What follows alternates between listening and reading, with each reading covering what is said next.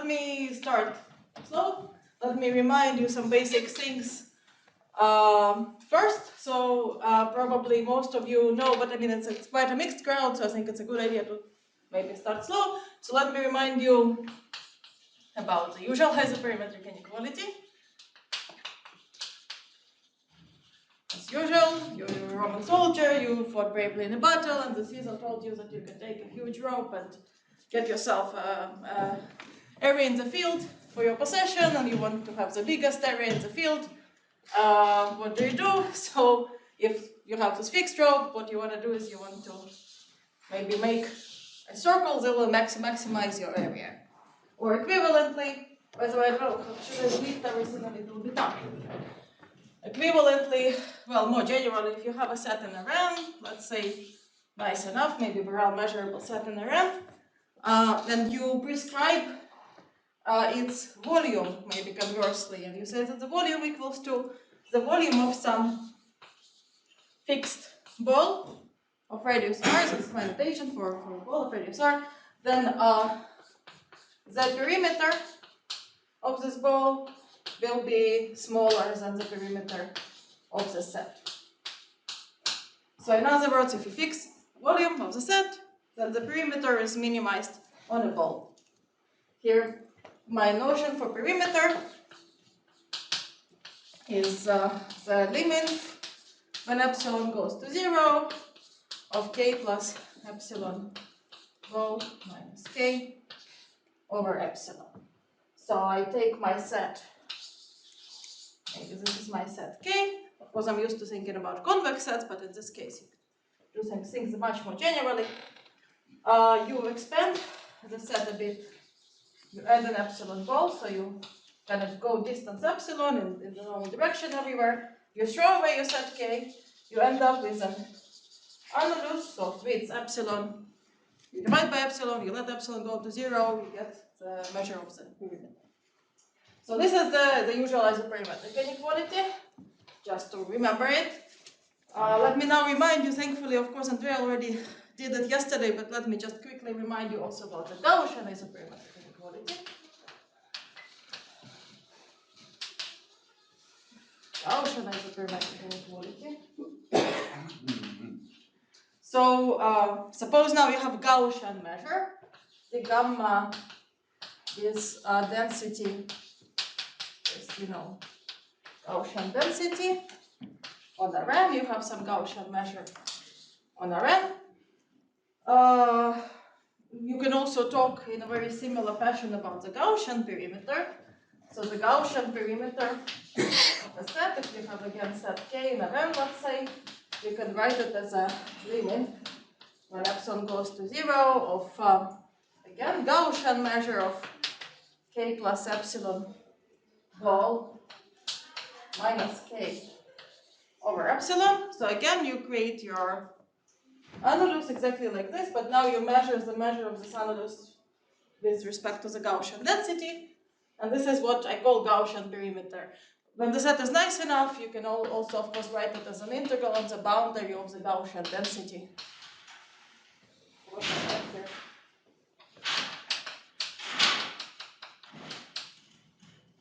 With respect to the boundary line. So you might also ask the same type of question. If I prescribe the Gaussian measure of the set, what is the smallest perimeter? And it's well known, and I'm sure that it's well known to people in this audience as well, that the minimum is attained on half spaces. So the Gaussian isoperimetric inequality, which is due to Borel and Bobkov and Ledoux simultaneously in the 70s, says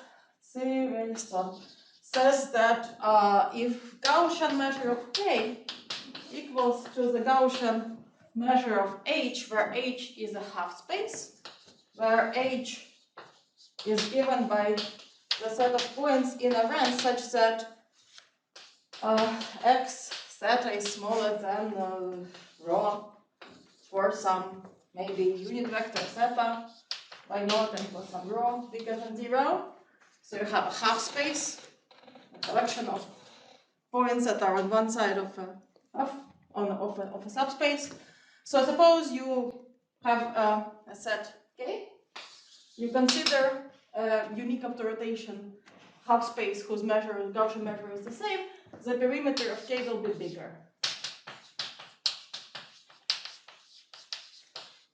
So this is a Gaussian isoperimetric inequality. Are there any questions about this? So this is hopefully kind of a bit of background.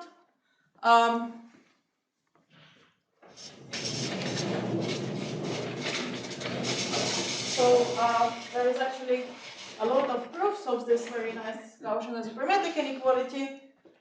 For instance, there is a way to deduce it from a more general inequality called the Ehrhard inequality, which is something I'll be focusing on more today. The Ehrhard inequality. The Ehrhard inequality. So the Ehrhard inequality, also from the 70s, says the following. So consider now function phi of S to be the Gaussian CDF, one-dimensional Gaussian CDF. So the integral from -infinity to S of 1 over square root of 2 pi e to the power minus t squared over 2 dt. Gaussian CDF. Then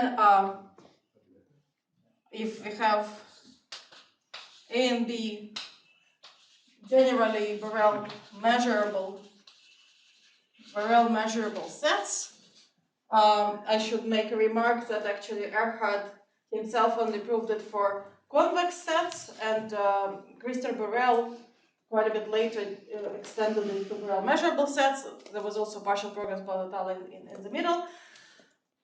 So what does it say? It says that phi inverse of gamma of, let's say, lambda A plus 1 minus lambda B is bigger than or equal to lambda phi inverse gamma of A plus 1 minus lambda phi inverse gamma of B. So this is for any lambda between 0 and 1. Actually, it can do something a little bit more general, but I will not focus on that aspect at the moment. What? Lift everything? But the problem is that I will... Just a little. That really hurts, by the way. Anyway, so, yeah, this is good? Okay, good, sorry. Cool. Okay, so this is the Ehrhard inequality. Perhaps, again, lots of you are familiar with this. This is Minkowski, by the way, okay, just in case maybe, let me, I already used this notation, but okay, better late than never.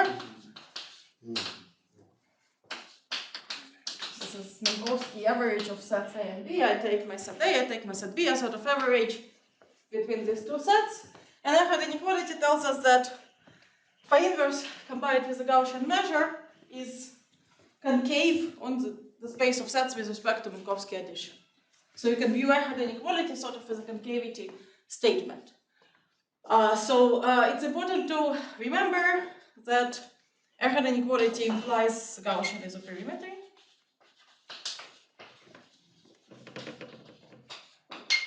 Let me briefly, because it's going to be a little bit relevant for what I'm going to talk about, let me actually remind you the argument.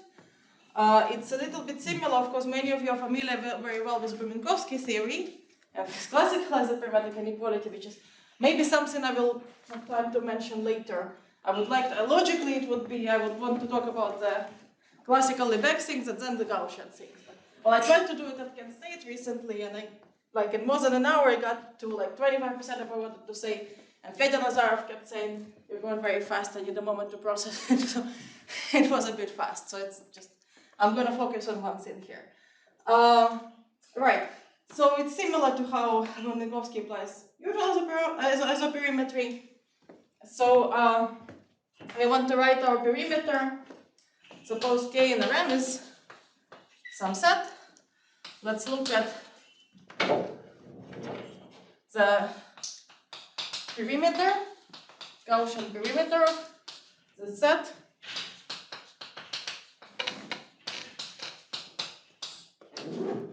So you can use an Ehrhard inequality because the phi inverse function is increasing. So this is my, by the way, phi inverse function. This is how it looks. I can say that this is bigger than or equal to phi applied to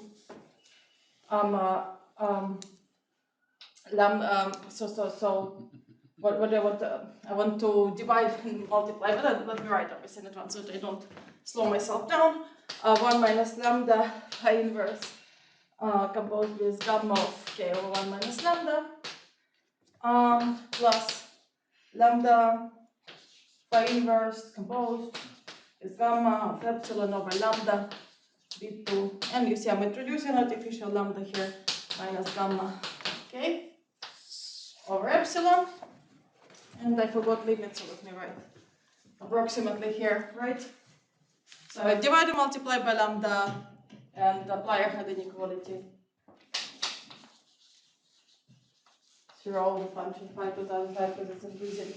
So I can write this limit using definitions of derivative pretty much as phi prime applied to phi inverse of A, where gamma of k equals to A,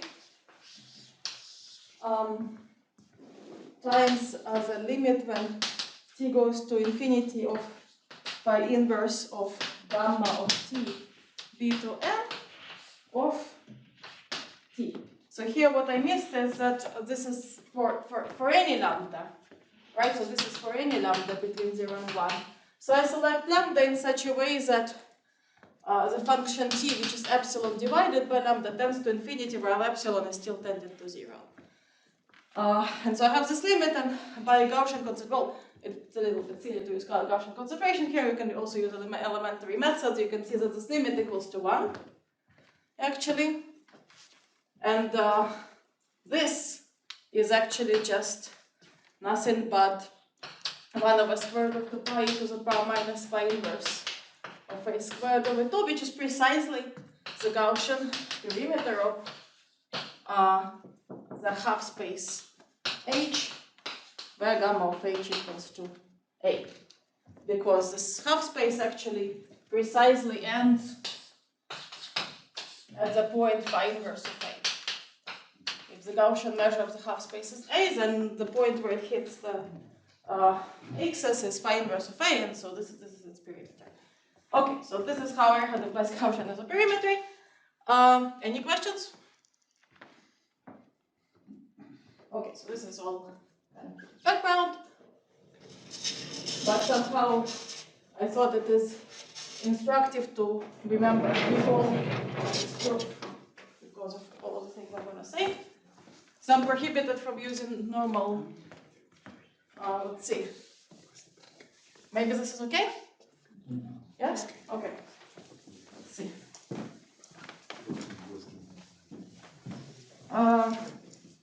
I can also watch things. So, let me now recall functional version of Ehrhard inequality, which is something that it's a very nice result observed by Ledoux. Maybe I should. Yes, please. Thank you. Good. Let me. Okay. Please remember Barthe, and Barthe. Okay. Good. Thank you very much. Thanks. Okay. Good. Thank you so much. Huh? She said she already had that. So let me remind you, functional.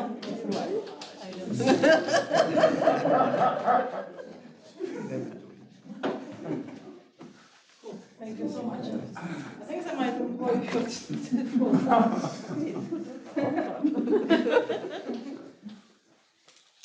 Like I said before, Ben was boasting how his experience of cleaning windows as an undergrad job was very useful for this.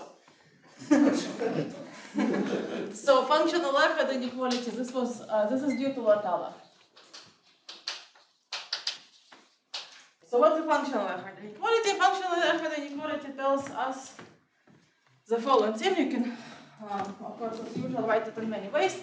Take any lambda, fix any lambda between 0 and 1, consider a triplet of functions f, g, h from Rn into R, let's say, measurable and nice,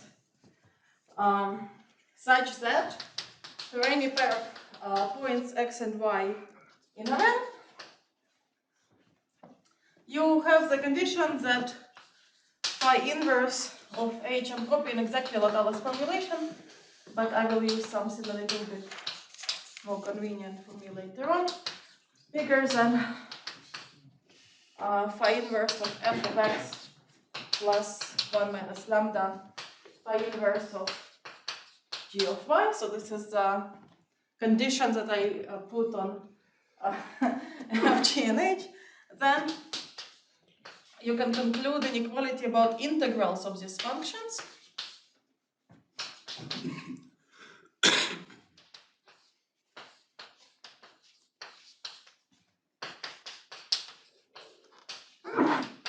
Bless you. With respect to the Gaussian measure. So this is a functional Ehrhard inequality. Clearly, many of you are, probably the vast majority of you are very well familiar with Bobkov and Ledoux inequality, for example, and the related family of inequalities. So this is similar. Inequality from a similar family. So on one hand, it implies the Ehrhard inequality if you plug f, g, and h to be characteristic functions of sets, perhaps especially if we focus on convex sets, it's okay. On the other hand, it follows from the Ehrhard inequality if you apply Ehrhard's inequality to subgraphs in the appropriate way. So Ehrhard's inequality, roughly speaking, Ehrhard's inequality in dimension n plus 1 implies this in dimension n. So this is quite nice, much like Bobkov-Ledoux inequality, this inequality tensorizes, as one can observe, which might suggest that actually maybe using this inequality one would get a very easy proof of Ehrhard's inequality. To the best of my knowledge, there's pretty much two proofs of Ehrhard's inequality, by the way. One proof is for convex sets only using Gaussian symmetrizations, and another proof is BD/semigroup method of Borel.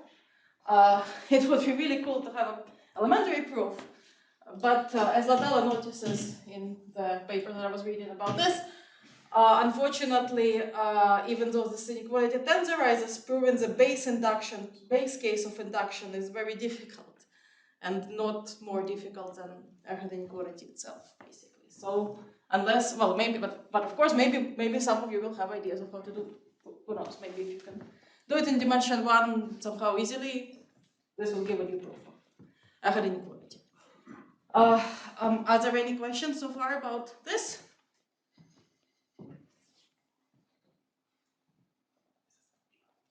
So I would like to now turn it a little bit into, again, a concavity statement. So Ehrhard's inequality is a concavity statement. If you compose phi inverse with Gaussian measure, it's concave on the space of sets with respect to Minkowski condition. Let's try and view that in the exact same way. How do we do that? So first of all, what's the optimal function h here? What is the optimal function h? So I'm going to make a little bit of a change here. Little h to be phi inverse of h, little f to be phi inverse of f, and little g to be phi inverse of g. This is now the capital G. Sorry, this is what I want to work with. So now let us consider h of z to be in p norm over all x and y of lambda f of x plus 1 minus lambda f of y. G of y. Whereas the infimum is taken over all x and y such that lambda x plus 1 minus lambda y equals to g. So this is something that they call the inf convolution of the function f g, or maybe weighted inf convolution or whatever. So if I consider this function little h, and you see I'm doing a bit of a redenoting here. Little h is f inverse of big A. Yeah. Okay, so hopefully this is cool. This function will clearly satisfy or make big H f and g satisfy this condition, right? Correct? So if I call it star, right? So star is verified.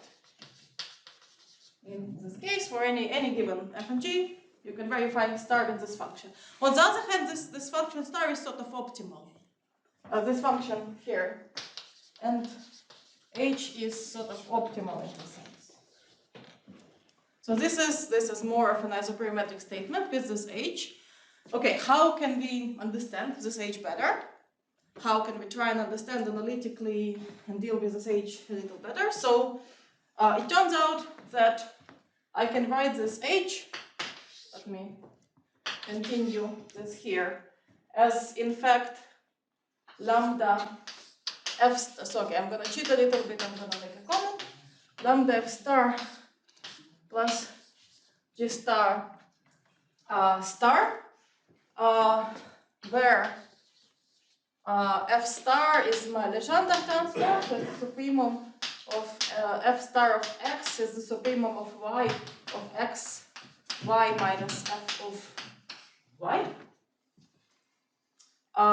This is only true for convex functions. Yes? I'm sorry, I'm lost. You're lost? Yes, I should not be. Yeah, you should not be, that's definitely bad. H of D is the infimum of this. No, yes. So it should be smaller, it's always smaller than this. You are correct. You are correct. I want to put minus. I want to put minus correctly. I want to put minus correctly. I want to put minus correctly. But I want to put minus. I want to put minus everywhere, right?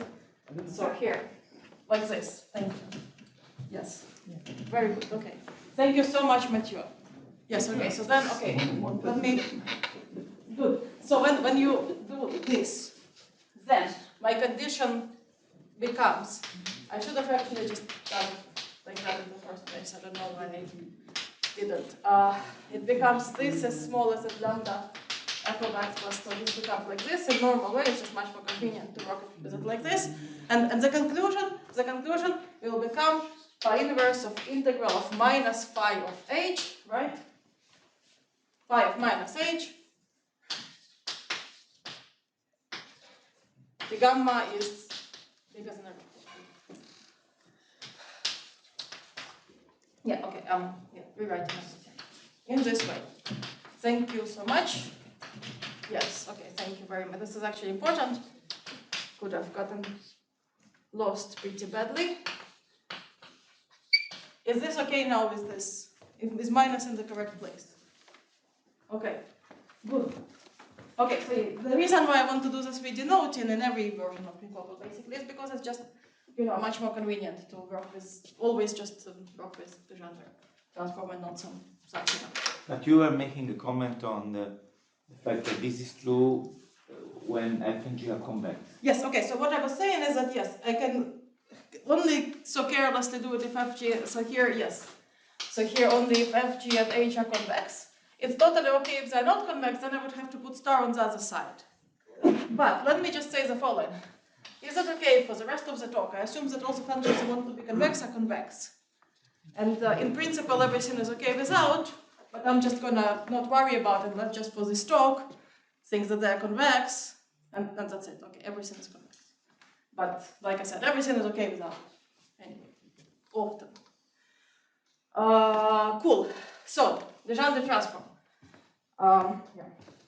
You can work conveniently with this function if you introduce this Legendre transform. Legendre transform turns out to be quite convenient to work with. Let me remind you a couple of things. So, for instance, if you take f of x to be, I don't know, x to the power of u over q, then f star will be x to the power p over p, where q and p are conjugate, bigger than 0, bigger than 1, sorry. If you take exactly 1, for example, let's say with a slope with the slope alpha, then f star will be log characteristic function, so it will be equal to either 0 or infinity. It's going to be 0 if x is between minus alpha and infinity otherwise. So Legendre takes this into this. We will work with functions that take value infinity, it's more convenient in this case. And Legendre makes every function convex. If the function is convex, as I said, if the function is convex, then f star star equals to s. Otherwise, it's convexification. So these are just some basic things about Legendre. Let me swap this board.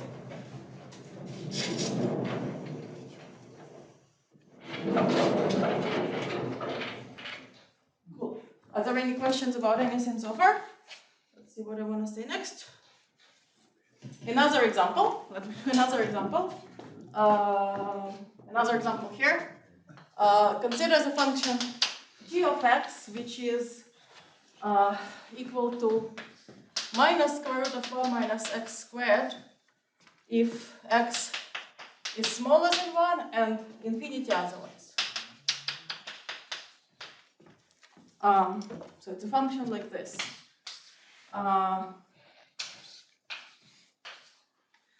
What is its Legendre?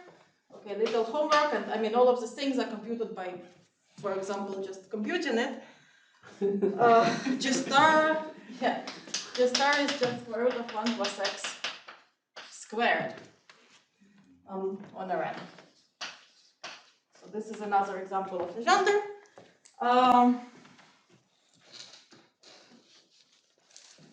Of course, as you know, also if you consider log of a characteristic function, log of minus log of a characteristic function of a convex set star will take you to a support function and so on. The cool thing about this Legendre is that now it allows us to rewrite everything in terms of a convexity statement. Personally, I learned this idea from a paper of Cordero-Erausquin and Ivanisvili. So should I sum Yes. Okay. Is it okay if I erase the Ehrhard inequality? Yeah. What? All going on the floor.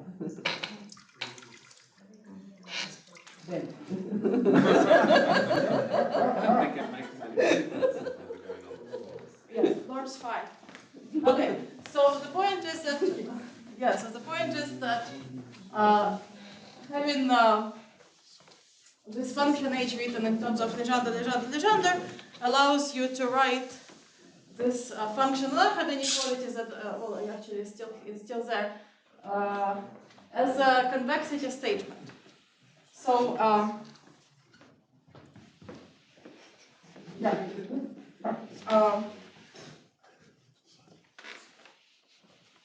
basically equivalently we can say that phi inverse applied to gamma phi inverse applied to integral of phi. Sorry, okay, I'm just okay. Good. Thank you so much, very appreciate it. Good, okay, so phi inverse applies to integral of phi of minus f star d gamma is concave on the space of functions, whichever nice functions can of reasonable on reasonable functions in terms of normalization. Reasonable functions. So if I consider alpha of t to be equal to phi inverse of integral of phi of minus of phi minus t f plus t g star d gamma minus 1 minus t phi inverse integral phi minus f star d gamma minus t phi inverse integral phi minus g star d gamma. So if I consider this type of function, Ehrhard inequality tells us that this is non-negative. Very simple for t between 0 and 1. So let me now make a general observation. So this is sort of just a very general observation. If you have a situation like this, then you can make two claims. So first claim, you see alpha of 0 equals to 0, right? And so alpha of t is non-negative on 0, 1, let's say. So this means that alpha prime of 0 is bigger than 0, right? We have a function, it's non-negative, 0 at 0. Alpha prime is going to be bigger than 0. I forgot to mention, by the way, that this general work, like I titled it Old and New, because there is, of course, a lot of works, and some of them I will mention. I'd like to mention that works of Briey and Bobkov and Ledoux are big inspiration for this project, for sure. So this has to be mentioned. Okay, so second part, of course, that you can notice that alpha double prime of 0 is smaller than 0. This is just because when you have a function that is concave, second derivative is negative. You see, you have kind of, this is our function, right? You have some other guys here, but this other guy is linear in t. So second derivative already of this alpha is the same as second derivative of the functional itself. Right? So there is two things when something is concave. Either second derivative is negative, or sort of this kind of slightly simpler, one would say, first observation. So let us now, any questions about any of this so far? Yes? What would be reasonable functions, for example? Well, so like I said, I want to focus on convex functions. Okay. Continuous, twice differentiable. But I mean, this is a lot to ask, of course. But reasonable, so whenever this integral exists, basically. Whenever integrals exist, and whenever they don't take infinity too often, I guess. I don't know, something like this. But let's just focus, like I said, for this talk, convex functions. Okay, so, okay, let's exploit first the idea 1. Here, how do we exploit idea 1? We need to differentiate this functional. How to differentiate this functional? Actually, it's super easy. We have a bunch of elementary functions here. The only thing that's a little bit difficult is to differentiate the Legendre transform. But actually, it's not difficult at all. Because if you have Legendre transform, you have the following well-known duality formula that, you know, v of x plus the star of nabla v equals to grad v x. The reason for this formula is because if you look at the definition of Legendre transform with supremum, you might ask yourself if everything is differentiable, where is supremum obtained? Right, Lagrange equation or something says that some gradient equals to 0, and you will see that actually the supremum is obtained specifically for y equal to gradient v. So this is what this says.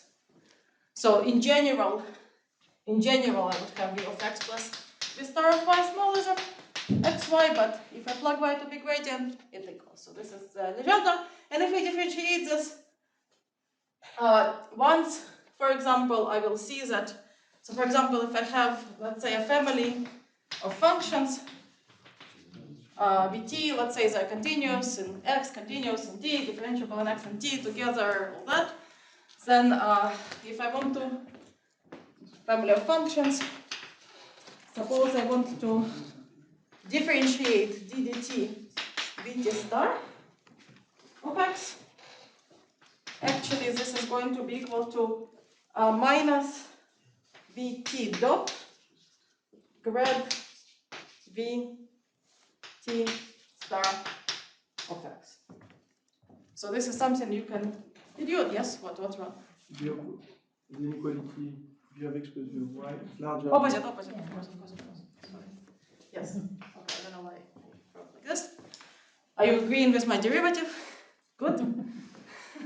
So yeah, so you can differentiate, just differentiate this, and you just get this pretty easy. You can also do it twice. Let me maybe just in case write the second derivative. Why not? Also, d2 dt squared of vt star of x equals to, well, depending on what family you consider, you might still have the second derivative. So, by the way, dot here means dot in t of v, right? So I have a family of functions that take dot in t of v itself. Minus vt double dot of grad v star v x plus Hessian v t x inverse grad of something complicated vt dot applied at the point grad vt star, okay? And the same thing again. It's really actually all good. The reason why Hessian inverse appears here, it might be a bit surprising. Why is the Hessian inverse? But actually Hessian inverse is just Hessian of v star applied to the correct point. So if basically, so this is not at all surprising. So if we take basically, so far we don't need the second part, we just do the first part and we can rewrite. So maybe I will, let me maybe continue on this board. I cannot make Ben do it again. Let's do it. So thus alpha prime being non-negative at the point 0 of this function alpha, if I just compute, I'm gonna get that it's going to be the following. It's going to be some cat of function f plus integral of g grad f star times 1 over square root of 2 pi e to the power minus f star grad over 2 d gamma is bigger than or equal to, I will comment on what this is, I of integral of pi minus f star d gamma, phi inverse of the integral of phi minus g star d gamma. That's it. So here cat does not depend on g, this is what's important. So this is only something that involves f and does not involve g. So does not involve g. So this is just do some computation, this is what we get. So now let's do a little bit of yes. Right there, what is this symbol? Cat.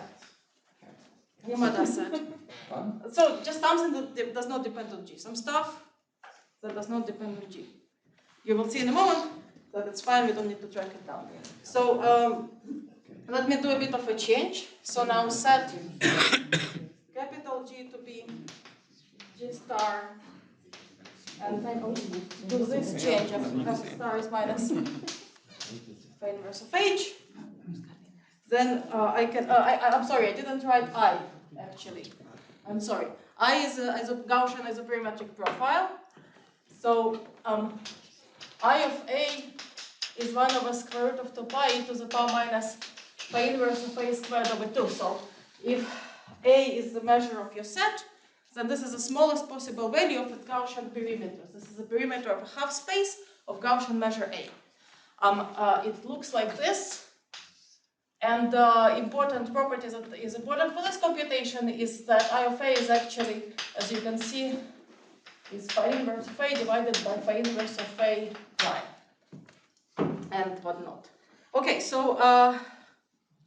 we can rewrite this in terms of these two functions as follows. Again, some cat. This time it only depends on H plus integral of G star of minus grad H over I of H. I of H d gamma bigger than or equal to I of integral of H d gamma times phi inverse of integral phi minus lambda G of, no, minus G d gamma. Very good. So this is how we rewrite it. Now let me exploit the fact that, well, so in Gaussian measure it does not have homogeneity, so there is actually some way to still optimize this inequality. If we sort of optimize in homogeneous dilates of the function g, let me remind you that another property of Legendre transform, if you take lambda bigger than 0, then lambda g of x over lambda star is, at the point z, is lambda g star of z. Again, properties that can be obtained by writing definitions. So let me replace g with lambda g of x over lambda in here, and go to this board above.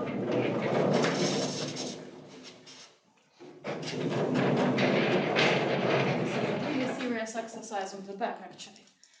Could actually get that. Okay. So we're gonna replace this g, and we're gonna plug that guy on both sides. And also, so let me write and divide, and we're gonna divide both sides by lambda.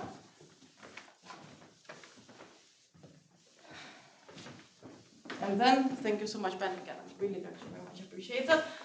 Well, after we divide both sides by lambda, we will be able to actually get something meaningful once we send lambda to infinity. And this is going to be something very similar to what happened when we were deriving, and not at all coincidentally, as you will see in just a second. It will be similar to, you know, the limiting procedures that we used in this classical argument when we derive a Gaussian isochromatic inequality from Ehrhard. So divide both sides by lambda and let lambda go to infinity. So if we perform all of these things, let me actually just write finally the theorem, skip unnecessary details. So, like I said, Barthe, Cordero-Erausquin, Ivanisvili.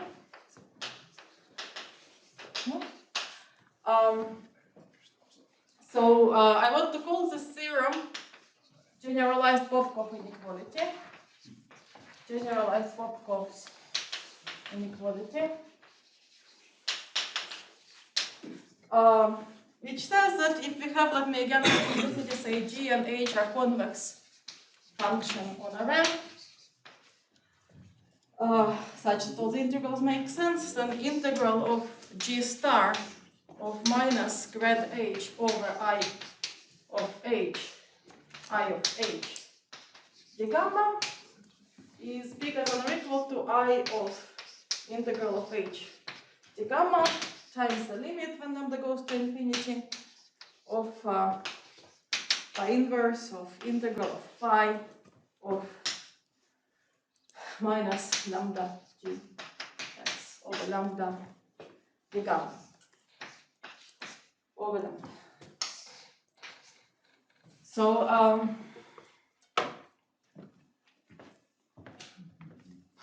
this is the statement. This is what we get. Yes. What is Bobkov's inequality? Just 3 seconds. In 3 seconds, you will know what is Bobkov's inequality. It's a partial case of this inequality. So this is sort of, you can view it as a new. So okay, so yeah, let's recall what is Bobkov's inequality.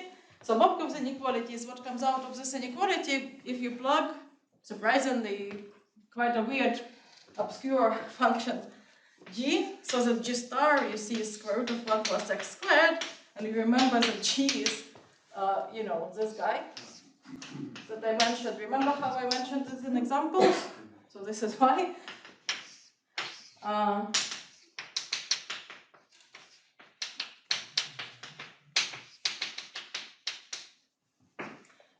If we plug this function and compute everything, you get the classical Bobkov inequality that says that integral of, so on this side I shall have, you see, square root of I of h squared plus gradient of h squared. The gamma is bigger than or equal to I of integral of h d gamma. This is going to be, because in this particular case, this limit is going to be equal to 1, kind of for the same reason as the limit that I mentioned earlier in the top is equal to 1. And so there's actually none of this is supposed to be really much of a surprise. because Bobkov's inequality is a functional analog, is a well-acknowledged functional analog of the Gaussian isoperimetry. And so this will imply Gaussian isoperimetric inequality if you plug H to be a characteristic function of some set. Sorry, I took extra minute, I guess, so I'm actually done. So if you plug characteristic function of some set, you see that the gradient will be the normal on the boundary, so this will become a perimeter, and this will become as a parametric profile applied to the Gaussian measure of the set, so this implies Gaussian perimetry, so this is sort of just a functional analog of it. Unfortunately, or actually fortunately, I didn't have time to talk about second derivative of alpha, which is an analog of sort of Braskop-Lieb inequality, and we get some sort of Gaussian Braskop-Lieb inequality. I think we need to think about it a bit more. Actually, so I'm really happy I didn't get to talk about it, so I'll stop here. Thank you.